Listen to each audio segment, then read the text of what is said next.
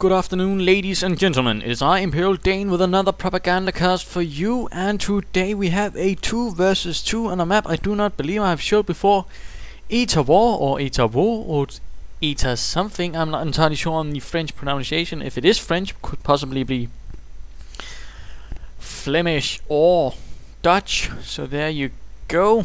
But what is certain is that this map, rather industrial looking map, in fact is probably some sort of construction material site, gravel pits and whatnot, so probably supplying resources for the German fortifications at the Atlantic Wall and possibly the Siegfried Line as well.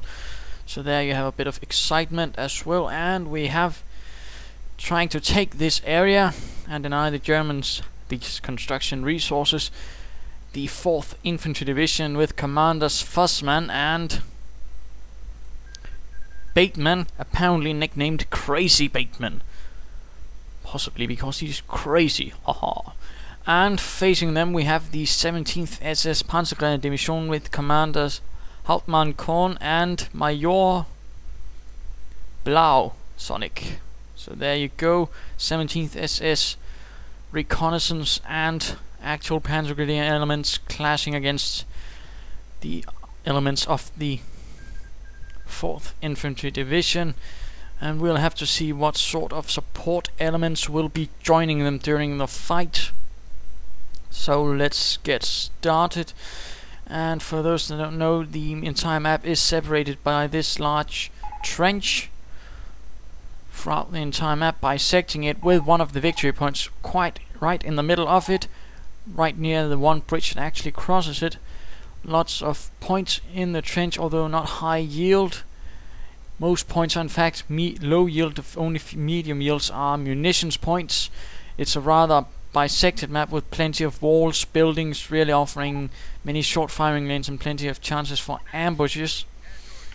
And the 2 victory points are completely separate out in the corners, so it certainly offers some interesting aspects, although it can be a bit problematic for some players, as I do believe that is being discussed there.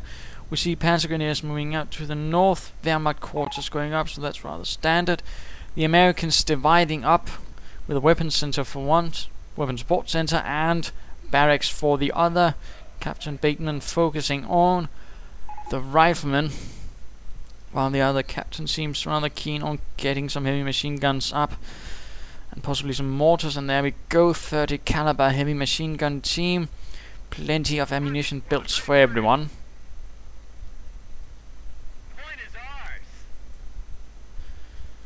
And not much so far, a bit of a lull.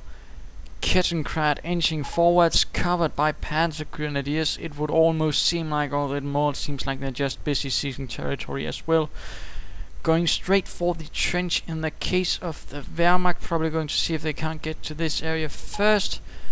Not sure what they have joining up. A heavy machine gun as well, the ever-present MG42 moving out to lock down any territory, at least temporarily. And we see the 30 caliber perhaps making its way towards this small building, possibly the office of some foreman once upon a time. First skirmish up in the north, engineers quickly retreating in the face of elite Panzer Grenadiers, who in the shadow of the Opel Blitz truck are beginning to seize this fuel point. We also see a bike out, which will certainly give increased line of sight for this MG42, maximizing the effect of it, and of course also be quick to discover any flanking attempts and harass engineers. And moving out and quickly coming under fire from the heavy caliber machine gun, which has set up right here with a nice overwatch position of the trench right here. Riflemen sneaking about, still no attempts at going through here into the other side of the map, just going for what is currently on this side. A few more construction materials with an abandoned Opel Blitz nearby, all stocked up with supplies but nowhere to go, no one to drive it. Captain Bateman, able company charging across the bridge, possibly ready to do something on the other side. And we also see a mortar setting up in an overwatch position, ready to support Mr. Bateman's forces as they march onwards. always good to see there is some cooperation between the two players, as this can be a bit of a problem with 2 versus 2 matches, that one goes basically for support weapons but then doesn't really support the other player, or the other player doesn't really support him, which means either one just gets separated because they're basically not able to work well on their own due to these weaknesses. And of course the other players can focus on the players at their will and crush them one by one. So that's rather the threat. Panzergrenadier standing on the wrong side of the wall, mind you. Walls, green cover really needs to be, it's directional. You need to stand on the right side or you gain nothing from it. It's not a magical talisman, nor it's a light cover, which is basically more diffusion. You can just sort of be hiding in it. You really need to be on the right side or it's all for naught. And we see the first mortar round crashing in, hitting absolutely nothing. Panzergrenadiers of the 17th SS charging forward, recon elements dashing across open ground, suffering some losses. A unfortunate Panzergrenadier killed on the spot, it seems. And a infantry half-track has moved forward to support. Their attempts all very good, allows them to reinforce, and the half-track can of course provide valuable fire support for the Panzergrenadiers. Fuzzgrenadiers moving forwards as well. Another team is in a perilous situation and probably might lose to these engineers now, or not. In fact, the engineers do seem to be in a bit of an ineffective range, and in fact lose men at this. Second Fuzzgrenadier team stopped by the 30 caliber and forced onto the retreat. Returning here where further engagements are going on. The mortar continuing to provide fire support, and we see another 30 caliber machine gun slowly crawling forwards to provide fire support for the riflemen. Very good job in this. With this, in fact, American machine guns are a bit more offensively mined, and using them to suppress enemies or at least force them out of cover can be quite well, and indeed just keeping them in cover can be just as well, since that means you can easily flank them. Infantry half-track taking light damage, as 30 caliber machine guns can do that. Not entirely sure if he used armor piercing rounds, which I do believe might increase the damage done on it, or at least penetration. But there you go, mortar rounds hitting, but oh dear, Panzer Elite mortar half-track has moved in and is beginning to bombard. Really needs to get some of these troops out of there before they are lost. And in the north we see a rifle team sneaking about, beginning to see some of the fuel points, but are quickly coming under fire from these Panzergrenadier forces with the infantry half-track. Quite severely outnumbered and outgunned. The Opel Blitz not offering too much cover in this case, and getting suppressed and now forced to retreat. Only 2 men alive, the rest either dead or wounded in the shade of the Opel Blitz. Looks like the 30 caliber machine gun was cleared out. Bit tragic, and this mortar team is in a perilous situation. Riflemen moving in from the south, apparently trying to salvage the situation. BARs equipped for his riflemen, always good, increases firepower in all situations in the defense, on the move, and of course Jamie just standing still, quite nice. Very effective upgrade.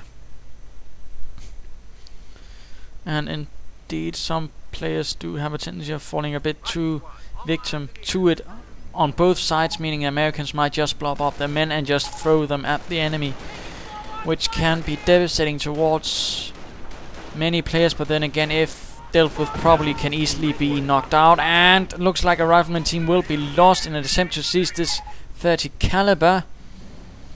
Not good at all. That's an entire team lost, and this 30 caliber is still unclaimed.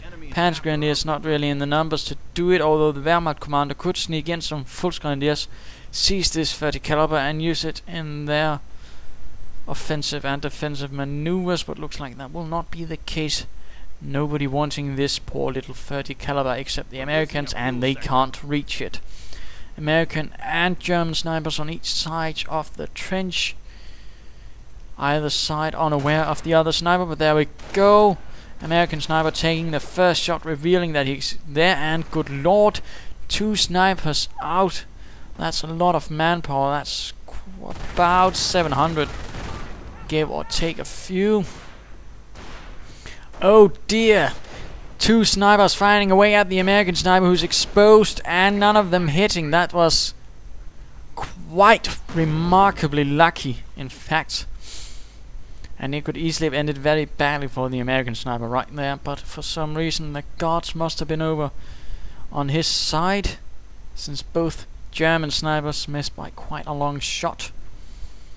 So far the Germans do seem to hold the advantage, having seized the trench, and the Panzer Elite troops, the 17th SS, are fortifying it quite nicely. Well, perhaps not entirely fortifying, but certainly holding it with plenty of troops with assault rifles, half-tracks and whatnot.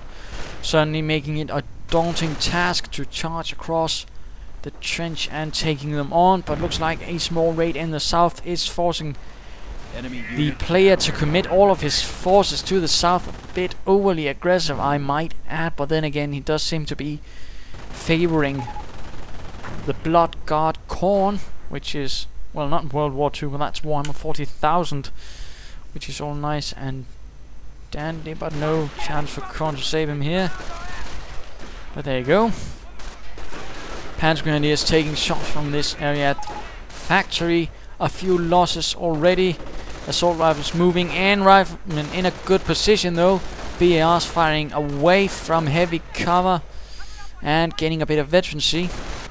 And we see a Kh0rn3 inching forwards, meaning that the reconnaissance elements of the 17th SS, that is the forces under Hauptmann Kh0rn, has gone for Luftwaffe support.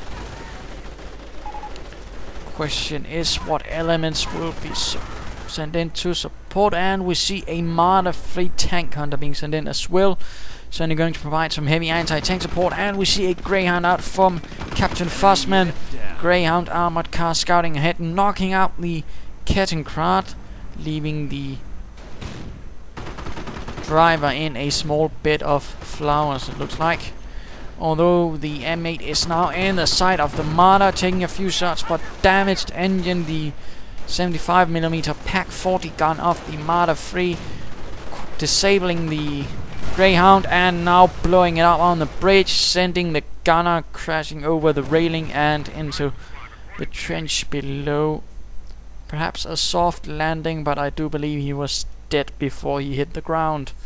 Mortar team once moving into a support position. Does not look like it'll be able to do much. And again, attempt by the American forces to harass the northern point and go in. Certainly a good job at harassing them, because it does seem like Hauptmann Kh0rn is rather eager in just sending away most of his troops at what the slightest hint of enemy forces.